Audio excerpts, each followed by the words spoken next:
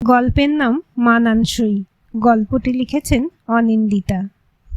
প্রত্যন্ত গ্রামের অবস্থাপন্ন পরিবারে বাড়ির বড় মেয়ে ললিতার বিয়ে দেওয়ার পর খানিকটা হাঁপ ছেড়ে বেঁচেছিল দেবল। মনের কোণে কোথাও বুঝি বা সুপ্ত বাসনা ছিল, সুন্দরী মেয়ের দৌলতে বড়লোক জামাই হয়তো কিছুটা হলেও তার এই সংসার চালানোর ভার নিজের কাঁধে তুলে নেবে। একতলা ছড়ানো ছিটানো বড় বাড়ি, গোলা ভরা ধান, বিঘার পর বিঘা ধানি জমি, পুকুরে মাছ, সব মিলিয়ে লক্ষ্যশ্রী যেন উপচে পড়ছে। প্রথম প্রথম সম্পর্কে গভীরতা ছিল, যাওয়া আসা, জামাইকে যত্ন আত্মি। কিন্তু যতদিনে বুঝে গেল দেবলের পরিবার, জামাইয়ের পরিবার বড়লোক হলেও মেয়ের পরিবারকে কোনো রকম সাহায্য করবে না, সঙ্গে সঙ্গে সম্পর্কের উষ্ণতা কমতে লাগলো নেমন্তন্নর সংখ্যা। আস্তে আস্তে ছোট দুই ভাই বোন ভুলেই গেল ললিতা বলে তার একটা বড় দিদি ছিল। ছোট বোনের বিয়েতে একটা দায়সারা গোছে নেমন্তন্ন গেছিল সুদূর গ্রামে, কিন্তু দিদি আসতে পারেনি মেয়ের জ্বরের কারণে। তেমন একটা খোঁজখবর নেয়নি কেউ, তবে বিয়েও আটকায়নি। অবশ্য কবেই বা কার অভাবে কিছু আটকেছে। আলো জেলে লোকজন খাইয়ে বেশ ধুমধাম করে সৃজনীর বিয়েটা হয়ে গেল। স্কুল জীবনে একটানা সেরা রেজাল্ট করার পর ইঞ্জিনিয়ারিং পাশ করে বাড়ির একমাত্র ছেলে ললিত বহুজাতিক সংস্থায় চাকরি পেল। প্রেম করে বিয়ে ঠিক হলো উচ্চবিত্ত পরিবারের কন্যার সঙ্গে। নামি দোকানের দামি শপিং, সোনা হীরের গয়নাগাটি কেনাকাটা, বিয়ের তত্ত্ব, নানা রকম আলোচনা শেষে ছোট বোন সৃজনী বলে উঠল, কি ভাবছিস ভাই, দিদিকে নেমন্তন্ন করবি? জামাইবাবুকে তো দেখেছিস, আনকালচার গাইয়া, ছেলে মেয়ে দুটো নিশ্চয়ই এমনই হবে। গ্রামে থাকা মানুষ হঠাৎ করে এসে শহুরে কালচারের সঙ্গে মানাতে পারবে? মাঝখান থেকে দেখবি তোকে শ্বশুরবাড়ির লোকজনের সামনে হাস্যাস্পদ করবে, তখন চাইলেও কিছু বলতে পারবি না। ছোট জামাই সজল কিছু বলল না, তবে মিটিমিটি হাসিখানা ললিতের নজর এড়ালো না। কিন্তু নেমন্তন্ন না করলে ব্যাপারটা কেমন যেন দেখাবে না? যতই হোক দিদি বাড়ির বড় মেয়ে, তার একমাত্র ভাইয়ের বিয়ে, জামাইবাবুর পরিবার যদি কিছু মনে করলো তো আমাদের বয়েই গেল। কি একেবারে মাসের শেষে 10 মণি চালের বস্তা নামিয়ে দিয়ে যায় ঘরে, যে কি মনে করবে তার পরোয়া এখন আমাদের করতে হবে। বিরক্ত মুখে সন্ধ্যা দেবী বলে উঠলেন, অত অর্থবিত্ত ওদের, অথচ মনটা। তখন আমাদের কি অবস্থা মনে আছে তোর? নুন আনতে পান্তা ফুরোই, গোলা ভর্তি ধান, সম্বৎসরের চালটুকু দিলেও মনে থাকতো। দরকার নেই বলার, ওকে দেবে তো ওই সাদামাটা একজোড়া কানের, নয় একটা আংটি, ওটুকু ছাড়াও তমালিকা দিব্যি চলে যাবে। বাবু কি কম দিচ্ছে নাকি ওকে? শোন, যদি কখনো দিদির সঙ্গে দেখা টাকা হয়ে যায়, যার সম্ভাবনা নেই বললেই চলে, বলে দিবি তোরা দুজনে রেজিস্ট্রি ম্যারেজ করেছিস, তাই আর ঘুরে ঘুরে নেমন্তন্ন করা হয়নি। মুচকে হাসে সৃজনী, আইডিয়াটা ভালো না? গ্র্যান্ড, সাপও মরবে না, লাঠিও ভাঙবে না। শুধু একবার বুড়ো দেবল ইজি চেয়ারে শুয়ে বিড়বিড় করে বলেছিল, মেয়েটাকে একেবারে খবরই দেবে না। এটা কি ঠিক হবে? গ্রামে থাকে বলে একেবারে অচ্ছুত তো নয়, কতদিন দেখিনি। এই সুযোগে একবার অন্তত দেখা হয়ে যেত। নাতি নাতনি দুজনেই এতদিনে বড় হয়েছে। দেবলের কথা শোনার বা পাত্তা দেওয়ার মতো সময় কারো ছিল না। কেবল সন্ধ্যা দেবী বিরক্ত মুখে বলে উঠলেন, দেখছে তোমার মাথাটাই গেছে, অমন বললেই হলো? অতগুলো লোকের প্লেটের খরচ কম? বলতে নেই, দেওর ননদ মিলিয়ে পুরো রাবণের গোষ্ঠী। নেমন্তন্ন করতে গেলে তো যৌথ পরিবারের সবাইকেই করতে হবে, প্রায় 30 জনের খরচ। আর গাঁয়ের লোকের স্বভাব তো জানো, ভালো খাওয়া দাওয়া হচ্ছে শুনলে ঠিক সবাই মিলে দল বেঁধে এসে হাজির হবে। ছেলেটা সদ্য চাকরি, খামোকা অত বোঝা বেচারার কাঁধে চাপিও না তো। সময় এগিয়েছে, ললন্তিকার 5 বছরের জন্মদিন সামনে। এতদিনে ললিতের আর্থিক সামর্থ্য অনেকটাই বেড়েছে, সমাজে প্রতিপত্তিও। তাই সবার অমতে গিয়েও সে ঠিক করলো বড় দিদিকে এবার নেমন্তন্ন করবে। যতই হোক বাড়ির বড় মেয়ে, এইটুকু তো সে করতেই পারে। তাছাড়া বাবার বড় ইচ্ছে ছিল, বাবা বুড়ো হয়েছে, কবে আছে কবে নেই, ইচ্ছে পূরণ তো করতেই পারে। একসময় প্রায় মেয়ের বাড়ি গেছে দেবল। বয়সের কারণে স্লোত গতি হলেও রাস্তাঘাট এখনো ভালোই চেনে। কাজেই নিজের নতুন কেনা 4 চাকায় বাবাকে চাপিয়ে বেরিয়ে পড়ল সে। তমালিকাকে নিয়ে যেতে চেয়েছিল, কিন্তু গ্রামের এবড়ো খেবড়ো রাস্তার দোহাই দিয়ে নিজেকে সে সরিয়ে নিয়েছে। যে ননদকে সে জন্মজীবনে দেখেনি তার প্রতি অমন মমত্ব জাগে না তার। ললিতের ইচ্ছে যখন করছে যাচ্ছে যাক।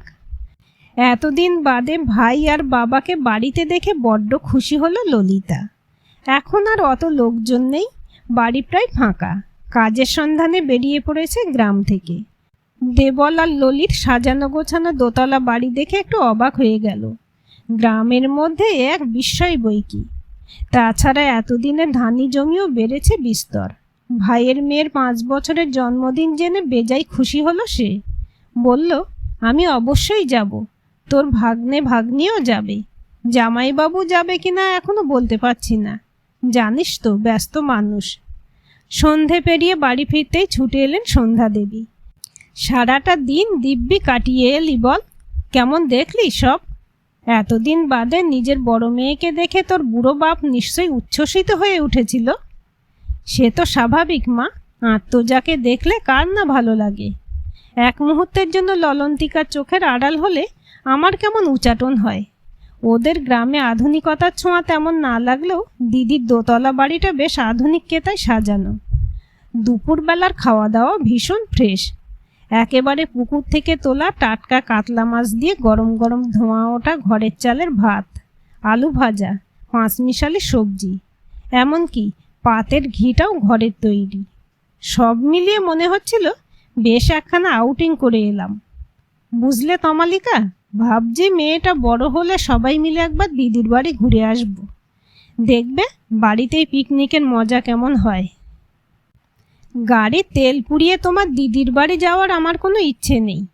ঘুরতে গেলে ভালো কোনো রিসর্টে থাকবো, সব রকম সুযোগ সুবিধা হাতের কাছে মজুদ, গম্ভীর মুখে বলে তমালিকা। সবুজ বনানীতে বেড়ানোর আনন্দে হাত পুড়িয়ে রান্না করতে পারবো না। শুনেছি গণ্ডগ্রামে বাড়ি, নিশ্চয়ই নিজস্ব চাকর বাকর নেই, একার হাতেই সব কাজ। ওরা পারেও বাবা। ললন্তিকার আয়াতে ঈষৎ হেসে বাড়ির কর্ত্রীর কথায় তাল দেয়। তা যা বলেছেন বৌদি, শুধু কি রান্না বান্না, অবসর সময়ে আবার তারা পাতা চেঁচে ঝাঁটার কাঠি তৈরি করে বিক্রি করে। আসলে ঘরের কাজ ছাড়া তো অন্য কাজকর্মের বালাই নেই, বিস্তর সময় হাতে। কেন যেন কথাগুলো শুনতে বড্ড বিরক্ত লাগছিল ললিতের। যে দিদিকে সে দেখে এসেছে, এদের কথার সঙ্গে কিছুতেই তাকে মেলাতে পারে না। কিন্তু এ সমাজ এমন মানুষে ভরা, মন চাইলেও বিরক্তির প্রকাশ সর্বসম্মুখে করা সম্ভব নয়। তার উপর ললন্তিকার এই আয়াটি তমালিকার বাপের বাড়ির আমদানি, মাইনে যদিও সেই দেয়, তাকে কিছু বলা মানে ঘুরিয়ে তমালিকাকেও বলা। কাজেই সংসারে শান্তি বজায় রাখতে হলে চুপ থাকাই বাঞ্ছনীয়।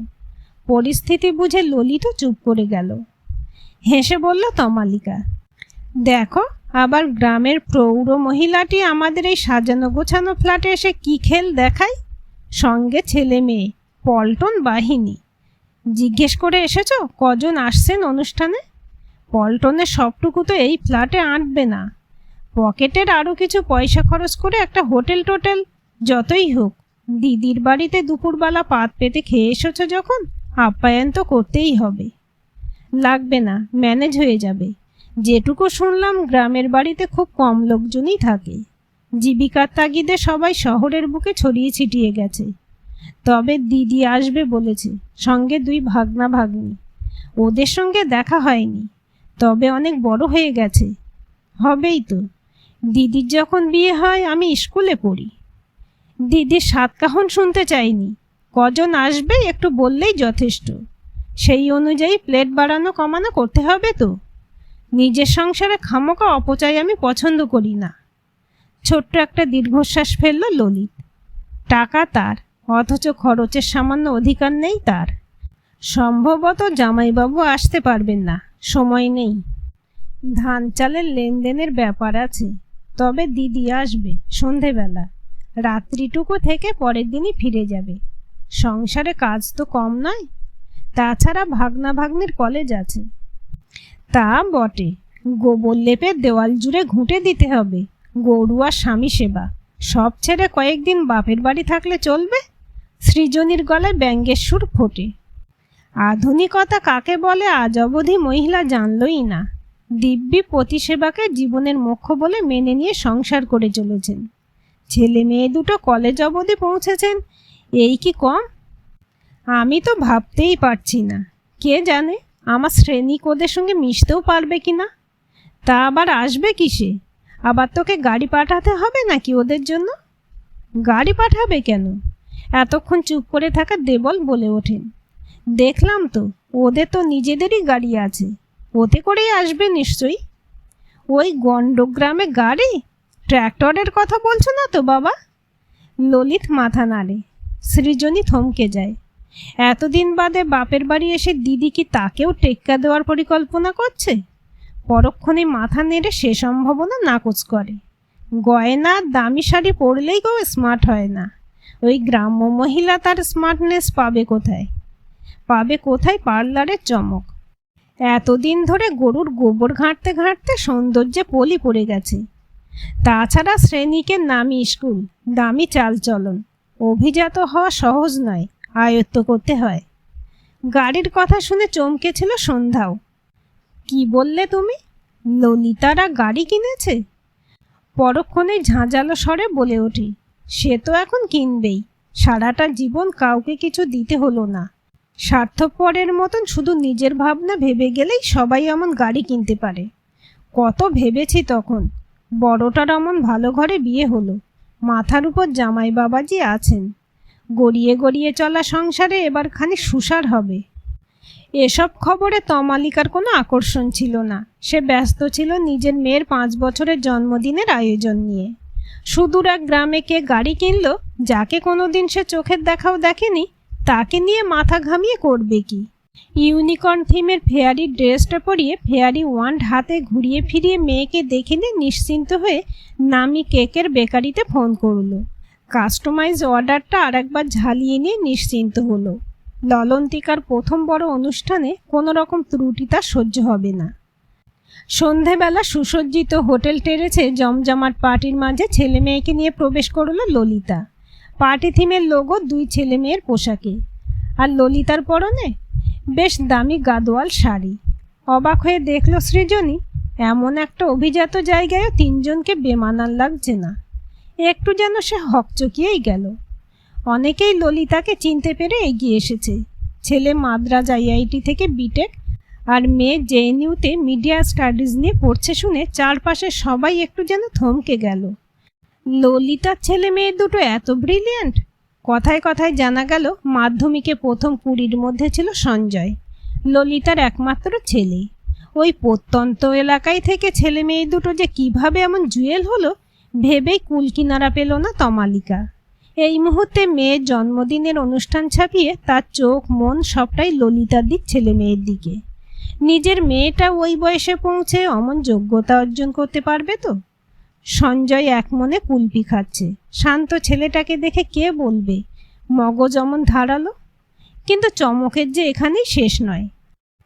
খানিক বাদে নিখুঁত আদব কায়দাধারী শুটেড বুটেড ভদ্রলোকটি, যে কিনা ললিতের ইমিডিয়েট বস, পার্টিতে ঢুকে ললন্তিকার হাতে দামি উপহার তুলে দিলেন।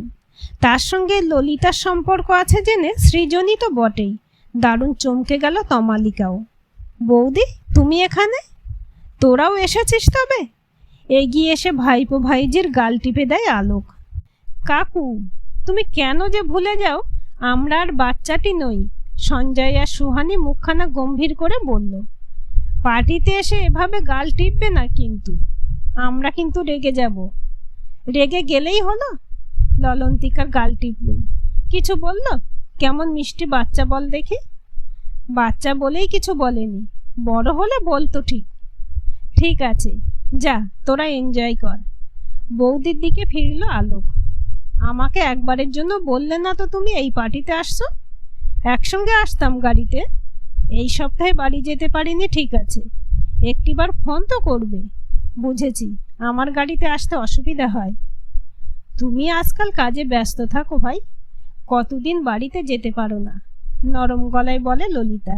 শুধু শুধু তোমায়, জানি তো কতখানি কষ্ট করতে হয় এই শহরে মাথার ঘাম পায়ে ফেলে কিছু টাকা রোজগার করার জন্য।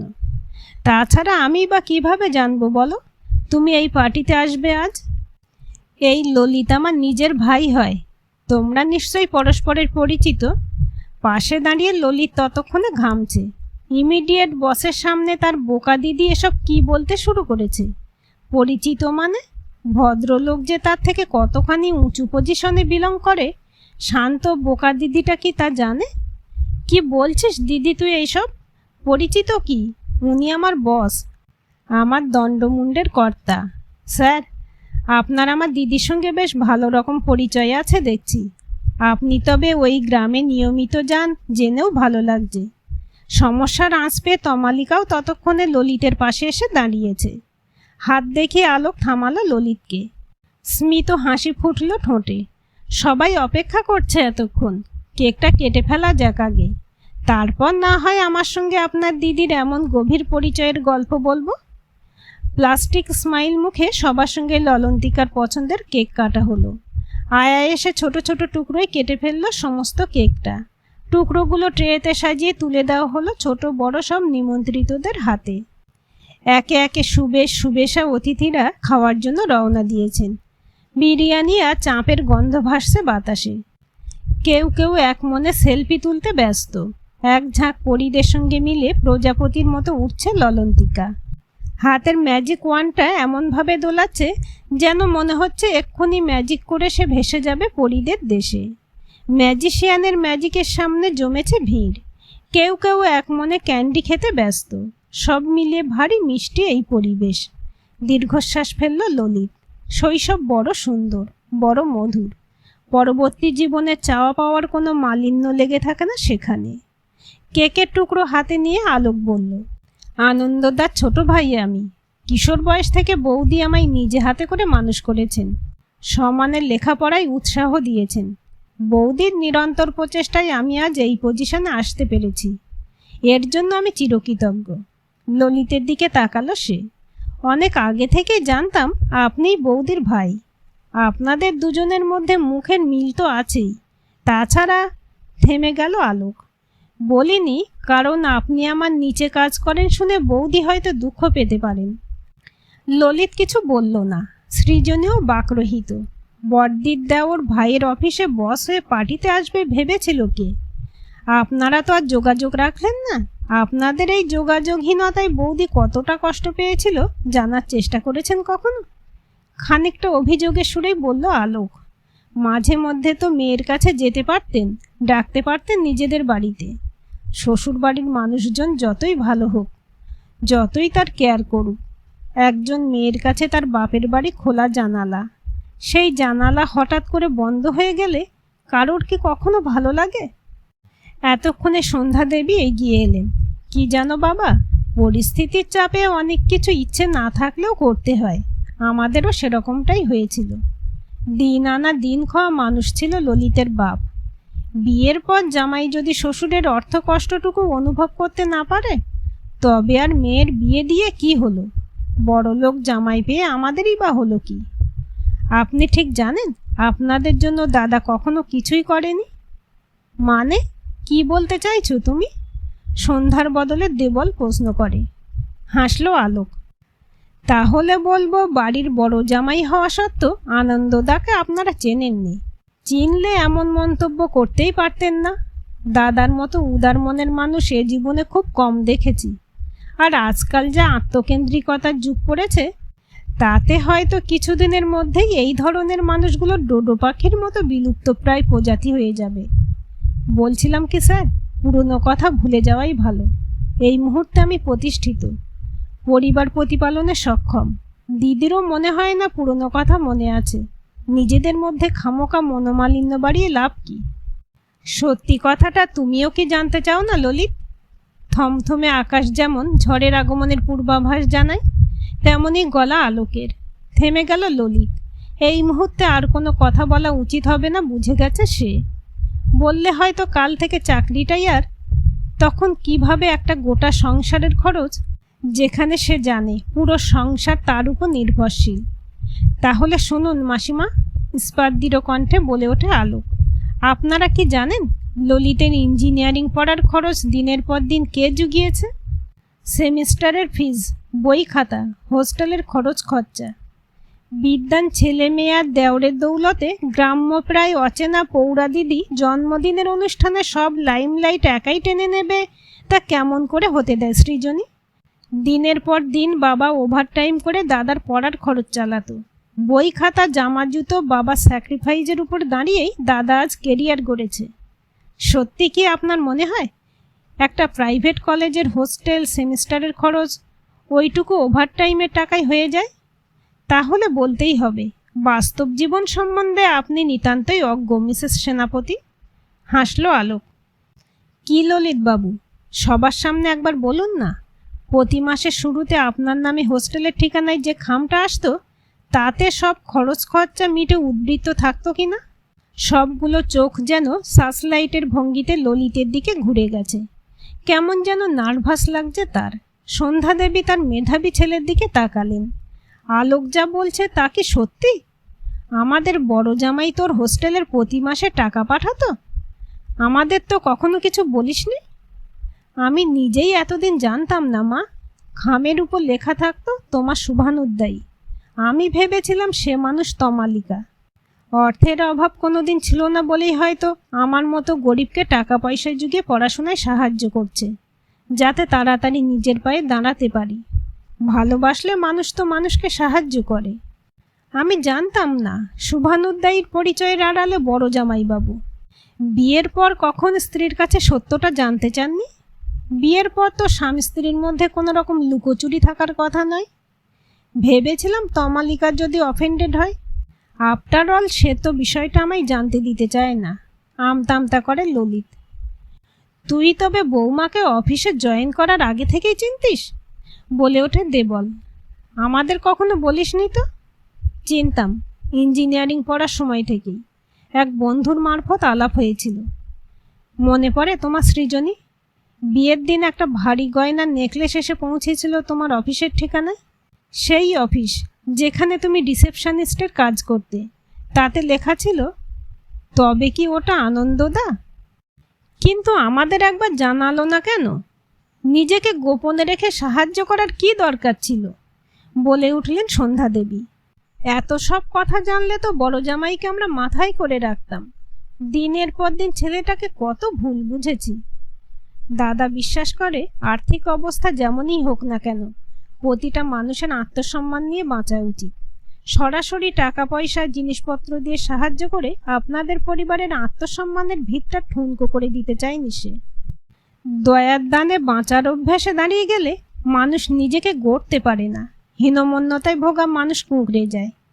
নতুন করে কিছু করার তাগিদ তাকে উদ্বুদ্ধ করে না। আনন্দদা চেয়েছিল উচ্চতর শিক্ষা লাভের পর নিজের পায়ে দাঁড়িয়ে সংসারের হাল ধরুক ললিত। সৃজনীও নিজের জীবন পথে সঠিকভাবে এগিয়ে চলুক।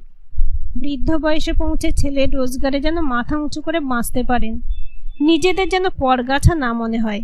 বৌদি জানলে ভুলক্রমে যদি আপনাদের বলে বসে, তাই বৌদিকেও কখনো এসব কথা জানতে দেয়নি। এইটুকুই।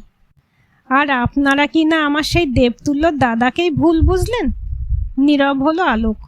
সেই নীরবতা পাক খেতে লাগলো হোটেলের সাজানো দেওয়াল থেকে সিলিং অবধি। আমরা সবাই তোমাদের গ্রামের বাড়িতে যাব, ক্ষমা চেয়ে নেব এতদিন মনের মধ্যে ভুল ধারণা পুষে রাখার জন্য। সবার মুখের দিকে তাকিয়ে বলে উঠল দেবল। ক্ষমার মধ্যে যে ঔদার্য লুকিয়ে আছে। আনন্দর মতো উদার ছেলে একটা সুযোগ নিশ্চয়ই আমাদের দেবে। আমি নিশ্চিত দেবেই। এমন সময় দৌড়ে এলো ছোট্ট ললন্তিকা। সঞ্জয়দা বলছে ওদের পুকুরে বড় বড় মাছ আছে। আমি কিন্তু মাছ ধরবো, অনেক মাছ। সঞ্জয়দা শিখিয়ে দেবে। তুমি মাছ ধরতে জানো আঙ্কেল? ছোট্ট মুখটা আশায় আশায় তাকিয়ে আছে। ললন্তিকার মাথায় হাত বুলিয়ে দিল আলোক। আঙ্কেল কিন্তু কিচ্ছু জানে না। তুমি শিখে গেলে না হয় আঙ্কেলকে শিখিয়ে দেবে। কি গো, দেবে তো? ব্যস্ত হয়ে গেলে আবার ভুলে যাবে না তো? ভুলবই না। আঙ্কেল না তুমি? আঙ্কেলকে কখনো ভোলা যায়? ছোট্ট মেয়েটার মিষ্টি কথাগুলো শুনে সবাই হেসে উঠল। একটা সুখের অনুভব চুঁয়ে চুঁয়ে যাচ্ছে ললিতার হৃদয়ে। এই মহৎ ঔদার্যের আলোকে সে যেন আনন্দকে আবারও নতুন করে চিনতে পারছে। একেই কি তবে ভালোবাসা বলে? গল্পটি কেমন লাগলো কমেন্ট করে জানাবেন। ভালো লাগলে লাইক, শেয়ার এবং সাবস্ক্রাইব করবেন। আর অবশ্যই বেল আইকনটি ক্লিক করে রাখবেন।